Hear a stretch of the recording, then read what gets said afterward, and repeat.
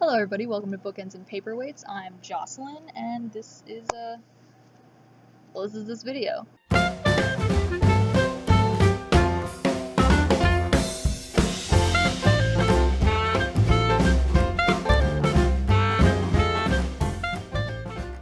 Alright, so this video today I decided to do because I didn't really have time to write out a review, which is what I originally wanted to do this week, but I have a state board exam coming up in a few days, so I've been studying for that, so I just didn't really have time.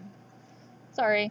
I decided, I'll do a rant video because I can't do another tag video. I don't really like TBR videos, so what am I going to do? I'll do this week because it's a rant that I've had for a while. And if you looked at the description box or the title of this video, then you know I'm about to rant about Simon from the Mortal Instruments series. I'm now on book 4, so I'm on book City of Fallen Angels, about page 19 into that, which is about as far as I had to get to realize I hate Simon again. And I say again because I kind of liked him in the beginning of the first book, and then a thing happened and I hated him. And then he was slightly less hateable in the second book, but I still hated him, like residual hate. Book 3, I was like, okay, I like you, Simon. You know, you're contributing to the plot now. You're outside of this love triangle. Stuff's happening. I can get behind Simon when he's like doing something and not just in the way and being a jerk. And now here I am in book 4, and I've pinpointed exactly what it is about Simon that I hate. The main thing is that Simon's a teenage boy, and I didn't like teenage boys when I was a teenage girl, and I don't like them now that I'm an adult girl. Pretty much, I feel like in a nutshell, why I hate Simon so much, because he's such an accurate portrayal of what a teenage boy is actually like. So the second thing is his inability to like have a conversation with like people about things that are actually important. You know what? It's hard to explain that. We'll get into it here, like right now. So the point that I instantly hated him was when he walks out of Clary's room to find Clary and Jace making out. And he goes on this tangent, this like nice guys finish last. The whole friend zoned thing, I can't stand. It happened, and I just instantly hated him. I was like, I can't like this character anymore, which is a shame, because he was kind of funny. But then he did this, and I didn't like him. He sat there and waited 10 years to make a move on a girl. And what move does he make? Oh, I'm gonna go over here and flirt with Isabel. And you're just gonna instantly think, oh, my platonic friend is flirting with another girl? He must really like me. He must be trying to make me jealous. Oh, that's so sweet. Well, because he clearly likes me because he's flirting with this other girl, I'm going to just fall head over heels in love with him. Like, let's go out right now, Simon. That's not what happens. For anyone who thinks that's what's about to happen, that's not what's about to happen. Also, Simon's been doing this for 10 years. They've said already, Simon's had other girlfriends. He's spent 10 years going out of his way to keep Clary in the dark about his feelings, and now he's angry at her because she didn't know. Like, that makes about as much sense as me buying you a Christmas present, not telling you what the Christmas present is, as you do, and then when you open it up, I get angry at you for being surprised. It's the exact same thing. The only difference is that, you know, just put the emotions in the box instead of the Christmas present in the box, and voila, presents and emotions are kind of the same thing anyways. You know, like, it just, I was like, are you kidding me, Simon? Like, 10 years of not telling her how you feel, thinking that that's somehow going to make her, like, know how you feel. No, that doesn't work. That's not how this works. Like, that's not how a girl's mind works, moron. Like, and that's, like, the first, like, point of my like he won't have a conversation about things that are important, like his feelings about Clary. Like, that's important if he wants her to know about it. Like, here's the thing with this whole like friend zoned thing. If you're in love with your best friend, you have one of two options. One, say something and risk making things awkward, possibly ruining your friendship. Things can turn out really great, things can turn out not so great, things can turn out neutral, and they just kind of stay the same as they've always been. But it's a risk. But if you decide that it's not worth the risk, don't say anything. But no matter which route you take it, you cannot now get angry at that person if they don't feel the same way. If Simon didn't say anything, he didn't take that risk. He just sat around waiting for 10 years for I don't know what he thought was going to happen. So what does Simon do? He decides that he's going to like stand in this middle ground area, which you can't do. It's not an option. He doesn't say anything, but then he expects Clary to wait for him. So he goes on his friend-zoned, nice guys finish last tantrum. By the way, FYI, nice guys don't finish last, alright? Guys who are too afraid to say anything finish last, alright? Get over yourself. And then, after Simon goes on his rant, calling her stupid, getting angry at her for not knowing something that he didn't tell her, and that the only way she would have known is if he told her, he storms out. Clary feels guilty for not knowing something that Simon didn't say anything about. Simon, you had 10 years to say something. And Clary doesn't feel the same way about Simon, which she doesn't, then it doesn't matter how Simon feels. Alright? Clary would have still ended up in front of her bedroom making out with Jace. Whether or not she knew how Simon felt, that's exactly where she would have ended up.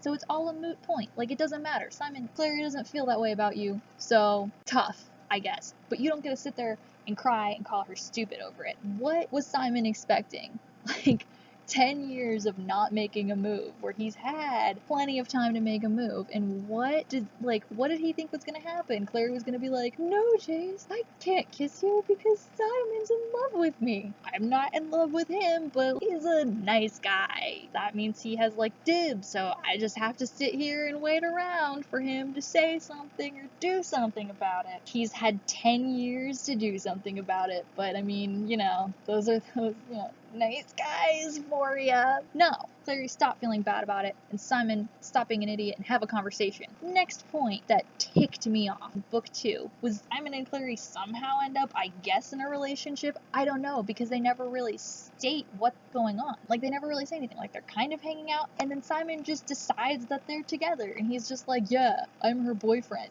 Clary's thinking in her head, she's like, you are? When did we decide this? But I mean, it's kind of Clary's fault because she didn't say anything. She wasn't like, wait a second, hold up. I don't recall us having this conversation, Simon.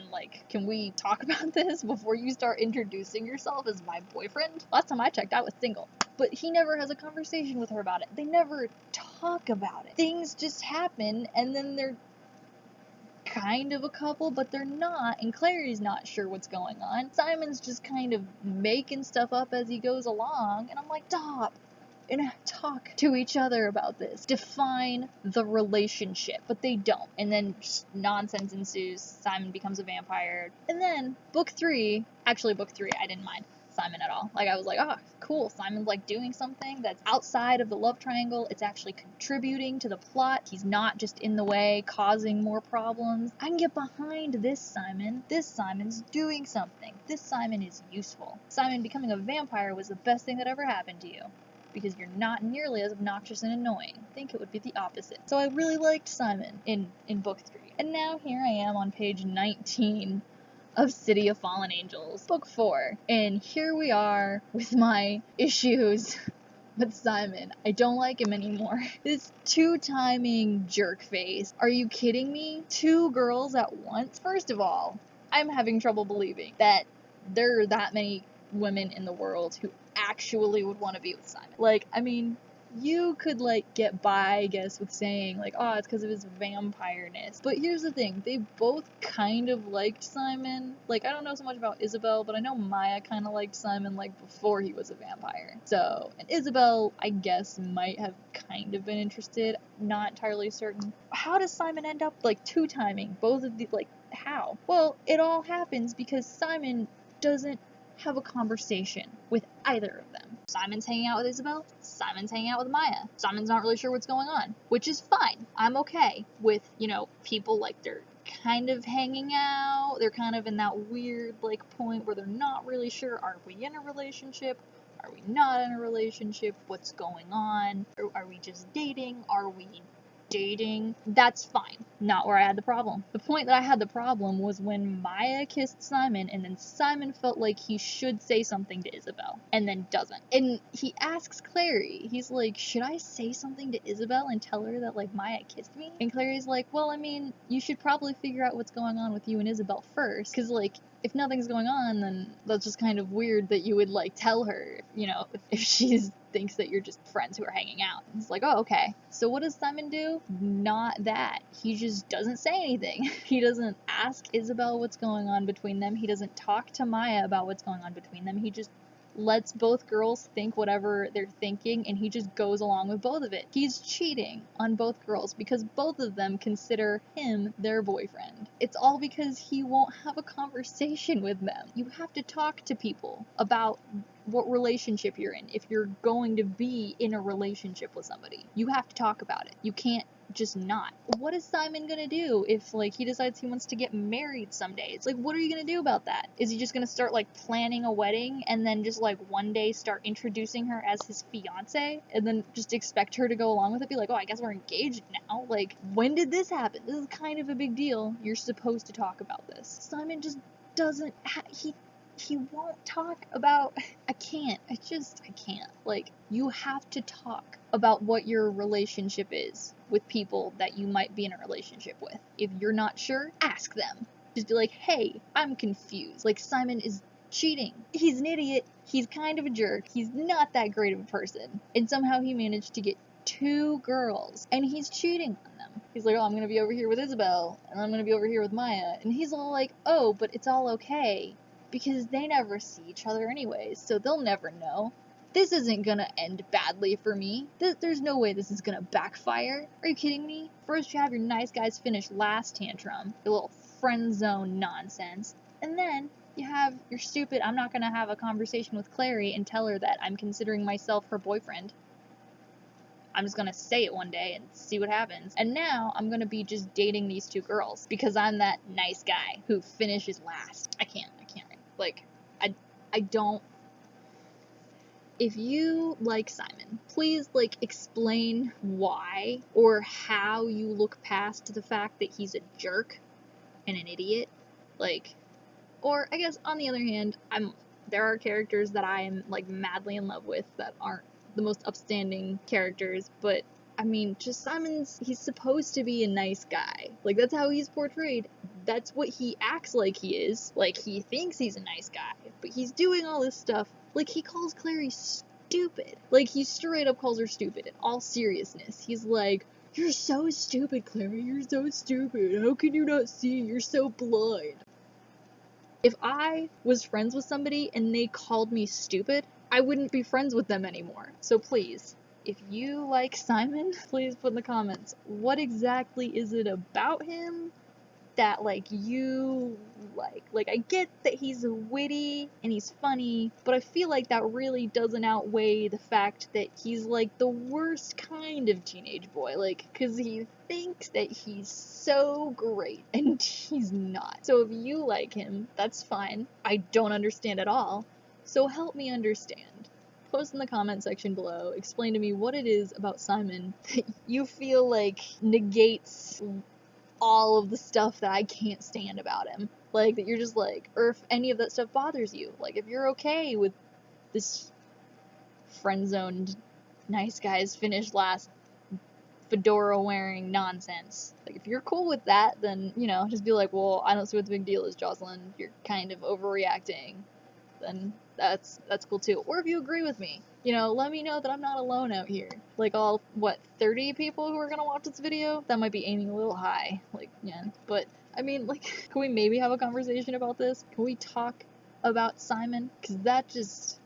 Alright, so I'm gonna try and upload a video again next week. Hopefully, I will have... Well, I'm gonna try and do a review next week, but we'll see how things go. I might end up doing another rant. Sorry. I've just been very busy. I picked a really bad time to start a YouTube channel. But, hey, you know, I'm young. I don't plan ahead. But yeah, so I'm gonna really try really hard to have a video uploaded again next week. And, yeah, so like I said, comment below, subscribe, maybe, or not. But I mean, like, I gotta go now, so, I mean, it's been nice ranting at you.